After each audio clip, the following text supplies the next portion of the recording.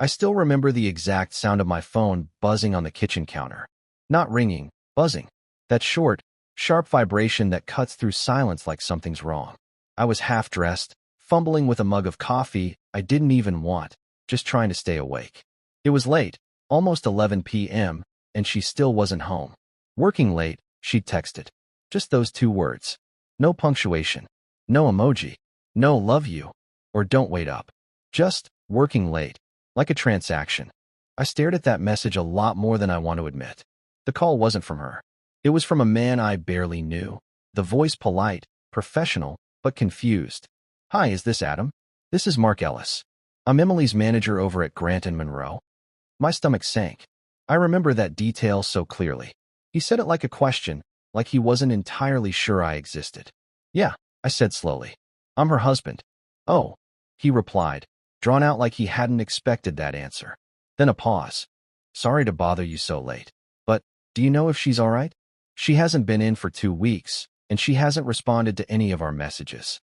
The silence that followed felt like it cracked something inside my chest. 2 weeks. I should have asked him to repeat himself. I should have told him there was a mistake. That she'd left the house every morning at 8:15, carrying her coffee in that gray thermos with the chipped lid. She'd kissed my cheek each time. Worn her office badge. Wore those same navy heels that clicked against our hallway tiles. She left every day. She left. And for 2 weeks, she hadn't gone where she said she was going. I think I mumbled something like, I'll check with her, and hung up before he could press further. My hands were shaking. I stared at the phone like it had betrayed me. I didn't call her. I didn't text. I didn't even move for a long time.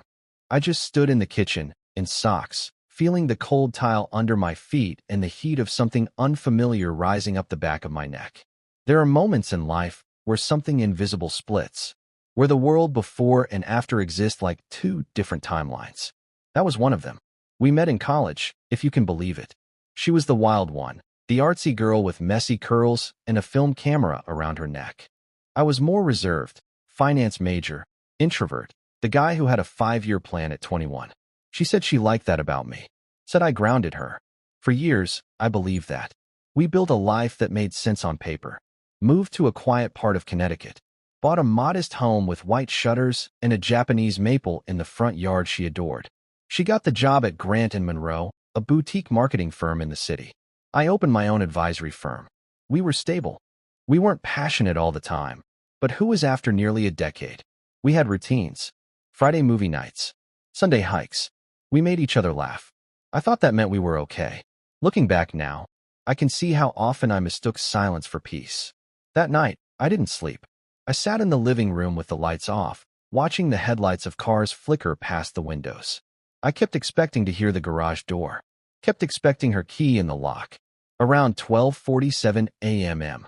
I heard her heels, those navy ones, on the porch. She came in humming softly, then froze when she saw me on the couch. Oh, she said, surprised. You scared me. She was holding a takeout bag, Thai food. She smelled like sandalwood and something floral I didn't recognize. I didn't say anything.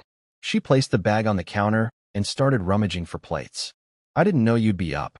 I was going to save you some. Where were you? I asked. She paused.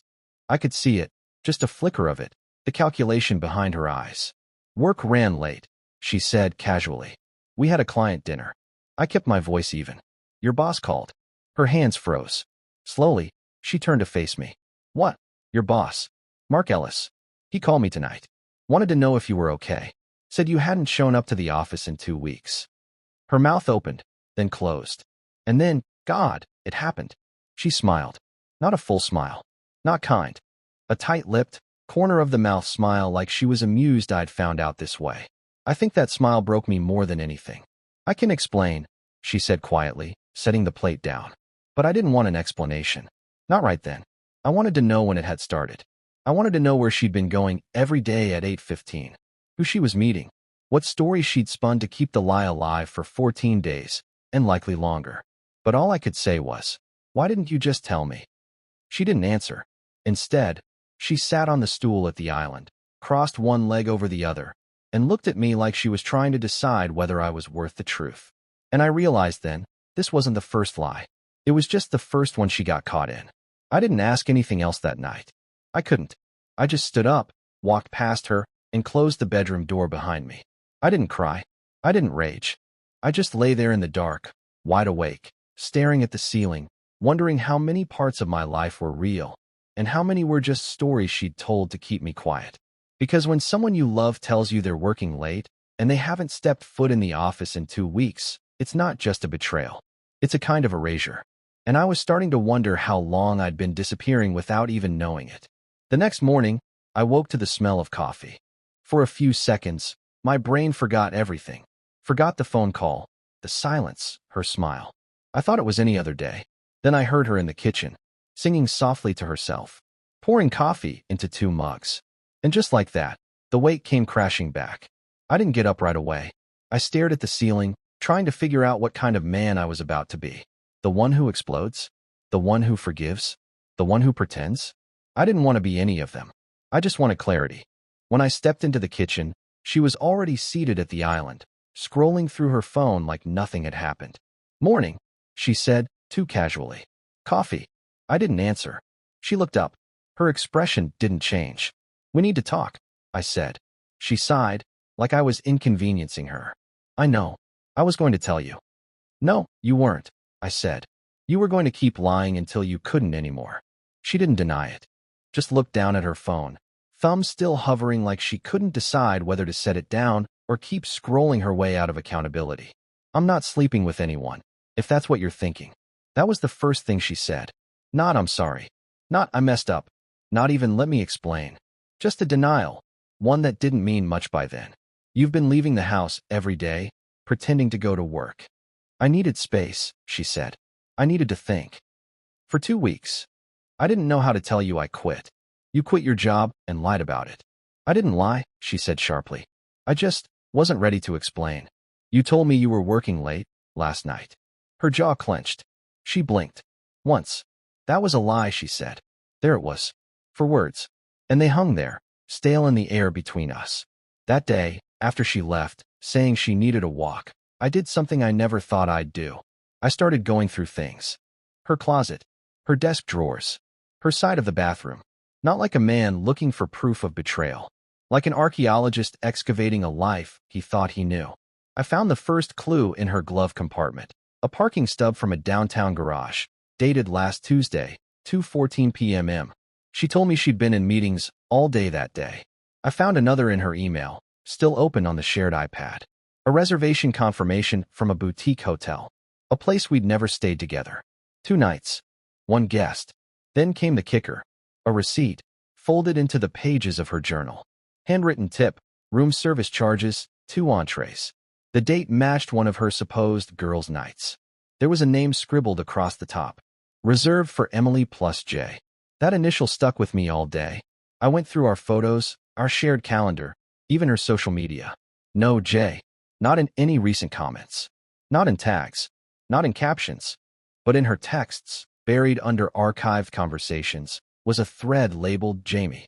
The messages were gone, deleted, of course, but the label was still there. I stared at that little yellow dot beside the name longer than I'd care to admit. I didn't confront her right away. I waited. I needed more than suspicion. I needed to understand. Because this wasn't about catching her. It was about seeing her. Really seeing her. That weekend, she told me she was heading to a friend's cabin upstate. Said she needed time to figure things out. I told her okay. I helped her pack. I kissed her goodbye. And as soon as her car pulled out of the driveway, I grabbed my keys and followed her, at a distance. I didn't even feel shame about it. I just felt hollow. She didn't drive north. She didn't even leave the city. She went to that same boutique hotel from the receipt. Checked in under her maiden name. 30 minutes later, a man showed up. Early 30s. Tall. Confident in that way people are when they think the world belongs to them. He carried nothing. Just a phone and a lazy grin. I parked across the street and watched them meet in the lobby like it was the most natural thing in the world. She laughed when she saw him. Full and bright, the way she used to laugh with me. They kissed. I didn't take a photo. I didn't need to. Some things get burned into your memory so clearly that no camera could do them justice. I didn't drive home. I sat there in the car for what felt like hours. I wasn't angry. That was the strange part. I felt released. Like something had finally clicked into place. The late nights. The guarded phone. The sudden detachment. The vague arguments about needing more space and rediscovering herself. I'd blamed myself for all of it. Maybe I worked too much. Maybe I was too predictable. Maybe I'd stopped asking the right questions. But in that moment, I realized it wasn't about me being lacking. It was about her needing something she didn't have the courage to ask for. So she lied, instead. Lied with a kiss every morning. Lied with a promise of just one more client meeting. Lied with a smile. When I got home that night, I packed a bag. Not everything. Just enough. I left a note on the kitchen table. Not dramatic. Not angry. Just a few lines. You were gone long before I found out.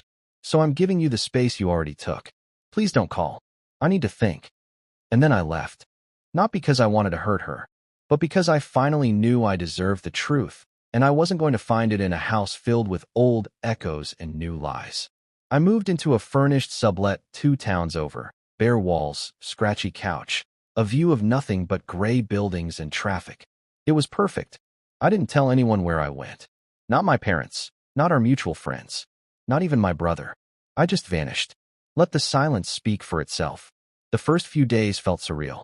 Like I was a ghost walking through someone else's life. I still reached for my phone at night, expecting her texts. Still caught myself glancing at the passenger seat when I drove. Still waited for the sound of her key in the door. But she wasn't coming. And I had to make peace with the fact that she hadn't been truly there in a long, long time. She texted 3 days after I left. Can we talk? I didn't respond. She called the day after that. Twice. Then again, the following morning. Voicemails piling up. Her voice shifting from confused to desperate, then angry, then small. You just walked out? No conversation? Adam, this isn't fair. You can't just disappear. You knew, didn't you? Please. Please just answer. I'm sorry. I made a mistake. I just didn't know how to fix it. I listened to each one, once, then deleted them, because by then, I'd already started to see things differently. You learn a lot about yourself when you sit alone in a quiet apartment with nothing but a kettle and your thoughts. At first, I blamed her. For the lying. For the cheating. For looking me in the eye and telling me everything was fine while she slipped out the door to someone else. But after a while, I started turning the lens inward. No, I didn't drive her to cheat. That choice was hers alone. But I could see now how long we'd been living parallel lives. How often I'd come home late, distracted, nodding through her stories while half reading emails on my phone. How I stopped asking how she really felt. How we'd become efficient, but not connected. We weren't partners anymore. We were roommates in a house built on habit. She'd just found the exit first. 2 weeks later, I got a letter in the mail. Handwritten. Her handwriting. I stared at the envelope for a long time before opening it. Asterisk, Adam. I don't expect forgiveness. I just need you to know I never set out to hurt you.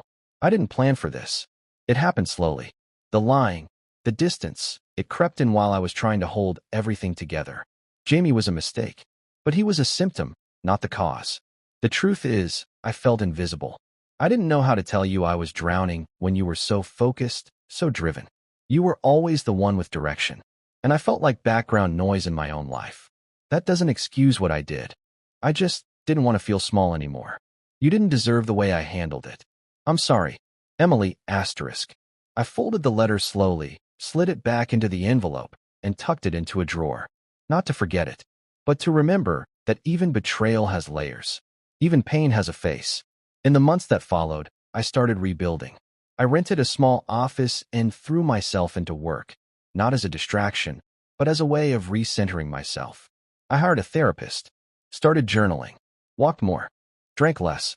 For the first time in years, I listened to myself. I didn't chase closure from her. I didn't need a courtroom or a dramatic confrontation.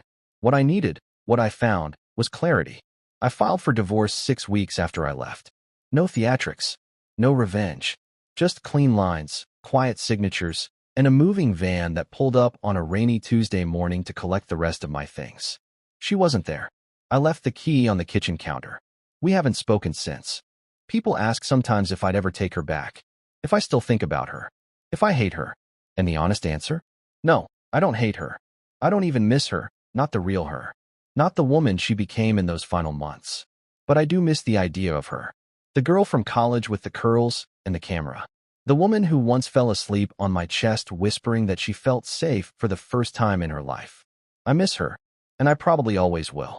But you can love someone deeply and still know they're not meant to stay. Sometimes I drive past our old house.